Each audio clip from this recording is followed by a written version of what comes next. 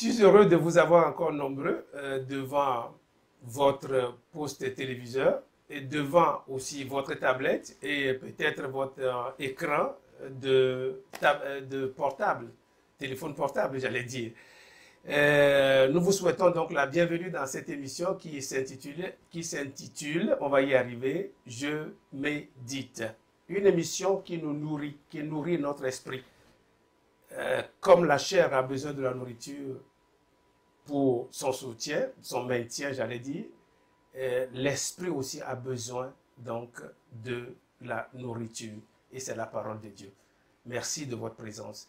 Avant de commencer, nous allons prier.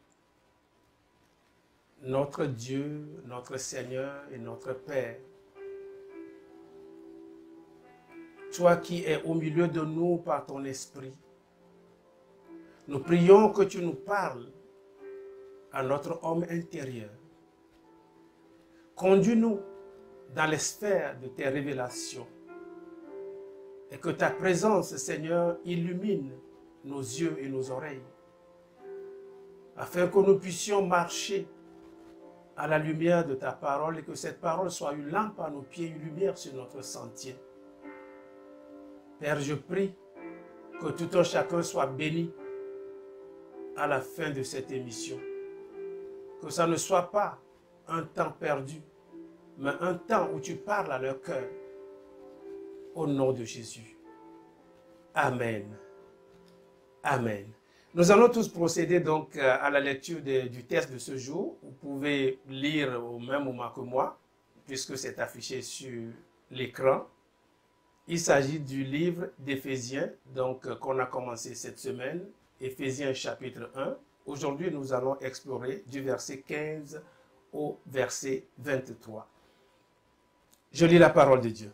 C'est pourquoi moi aussi, ayant entendu parler de votre foi au Seigneur Jésus et de votre charité pour tous les saints, je ne cesse de rendre grâce pour vous, faisant mention de vous dans mes prières, afin que le Dieu de notre Seigneur Jésus-Christ, le Père de gloire, vous donne un esprit de sagesse et de révélation dans sa connaissance, et qu'il illumine les yeux de votre cœur pour que vous sachiez quelle est l'espérance qui s'attache à son appel, quelle est la richesse de la gloire de son héritage qu'il réserve aux saints, et quelle est envers nous qui croyons l'infinie grandeur de sa puissance, se manifestant avec efficacité par la vertu de sa force. Il a déployé en Christ, en le ressuscitant des morts, et en le faisant asseoir à sa droite dans les lieux célestes, au-dessus de toute domination, de toute autorité, de toute puissance, de toute dignité et de tout nom qui se peut nommer non seulement dans le siècle présent, mais encore dans le siècle à venir. Il a tout mis sous ses pieds. Et il l'a donné pour chef suprême à l'Église, qui est son corps, la plénitude de celui qui remplit tout en tous. Parole du Seigneur. Bien-aimés, juste deux petits passages et nous allons prier.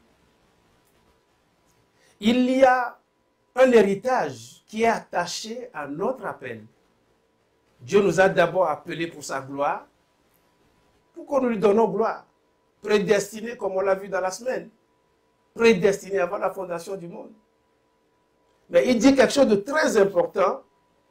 Paul dit, et quelle est envers nous qui croyons, ça c'est le verset 19, l'infinie grandeur de sa puissance, se manifestant avec efficacité par la vertu de sa force. Il a déployé cette puissance en ressuscitant Jésus-Christ de la mort. Cette puissance, aujourd'hui, opère dans l'Église. Cela signifie quoi? Ça veut dire l'Église est le corps de Christ. Jésus-Christ est la tête. Et la Bible dit que Dieu a mis toutes choses, les autorités, les dignités, les trônes, sous ses pieds. Autrement dit, le diable, le prince de ce monde, les démons, les dominations, les autorités, les trônes, tout ce qui peut déranger notre vie sont sous les pieds de Jésus.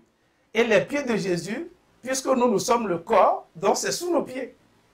Donc il est temps pour que nous mettions le diable à la place qui est la sienne, pas à une autre place. Dieu a manifesté cette puissance. Et cette puissance aujourd'hui, c'est notre héritage. C'est ça qui s'attache à notre appel. Alléluia.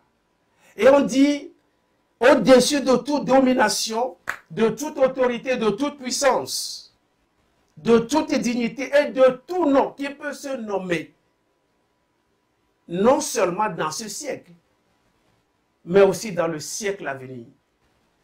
Oh, nous allons prier.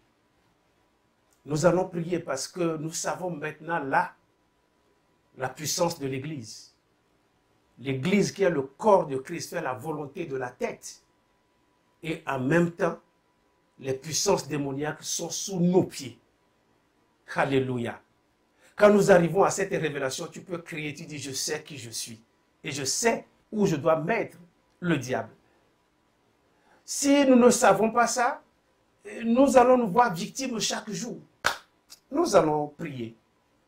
Éternel des armées, nous savons maintenant la grâce que tu nous as faite. Nous savons maintenant la puissance que tu nous as donnée sur les autorités, sur les puissances. Père éternel, nous refusons maintenant d'être encore captifs. Nous refusons d'être dans les liens parce que le diable est sous nos pieds. Les dominations, les autorités, les trônes, les dignités au niveau spirituel dans le règne de Satan. Nous savons maintenant leur place, c'est sous les pieds du corps de Christ, c'est-à-dire sous les pieds de l'Église. Je prie maintenant et je déclare au nom de Jésus-Christ de Nazareth, un nom qui est donné et qui fait fléchir tous les genoux au nom de Jésus-Christ de Nazareth. Père, je prie pour que quelqu'un soit libéré maintenant au nom de Jésus. De toute forme de captivité, il y a un nom qui est au-dessus de tout nom, au-dessus de toute dignité, au-dessus de tout trône. Papa, je prie pour la liberté, la délivrance de quelqu'un maintenant au nom de Jésus. Ton esprit, Seigneur, nous a été donné. Nous avons cette puissance qui a été manifestée. La même puissance qui a sorti le Seigneur Jésus de la tombe. Il s'agit de cette même puissance qui était au commencement lorsque cela se mouvait au-dessus des eaux. Et le Père dit que la lumière soit. Je prie maintenant parce que cette lumière est dans ce studio. Cet esprit est dans ce studio. Cette puissance est en nous maintenant. Et nous déclarons la lumière dans nos vies. Nous déclarons la force, Seigneur mon Dieu, pour nos membres dans le nom de Jésus-Christ de Nazareth. Éternel des armées, nous savons parce que tu nous as donné maintenant la révélation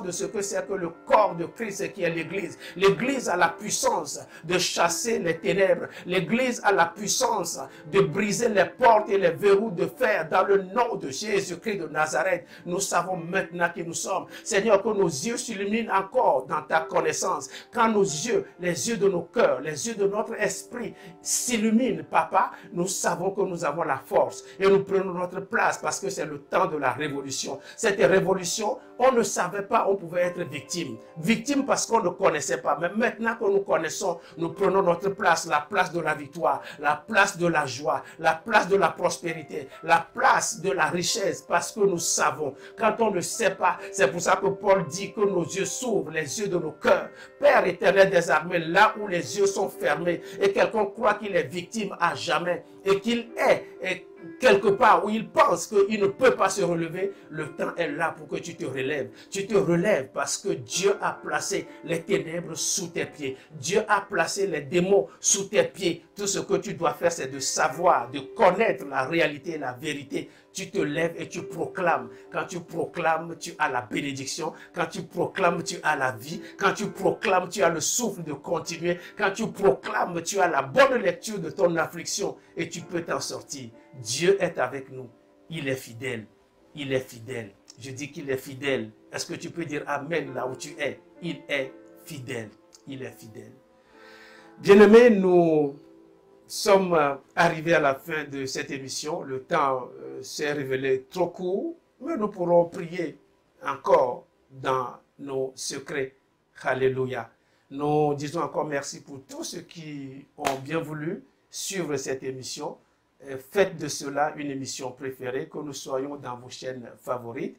Nous vous retrouvons encore demain pour une nouvelle émission. N'oubliez pas, c'est sur la chaîne 142 de Orao Télécom. Vous pouvez aussi vous abonner sur YouTube et vous nous suivez partout. Vous êtes même dans le train, dans le bus, au bureau, quelquefois pendant la pause. Vous pouvez nous suivre. En tout cas, nous vous aimons. Maranatha vous aime. Soyez bénis. Ciao.